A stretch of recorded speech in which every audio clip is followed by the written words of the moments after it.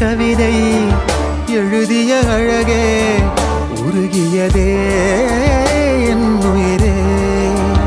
உனதிரு விழிகள் இமைத்திடும் பொழுதில் பகலிரவு உரைகிறதே.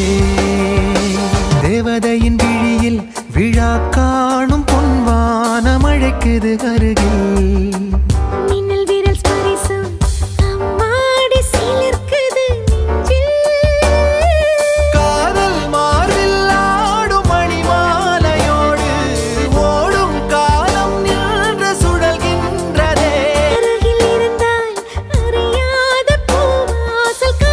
வீடியோ பிடிச்சிருந்துச்சுன்னா லைக் பண்ணுங்கள், சப்ஸ்கிரைப் பண்ணுங்கள், மறக்காமல் பெல் பட்டனை தட்டிடுங்க.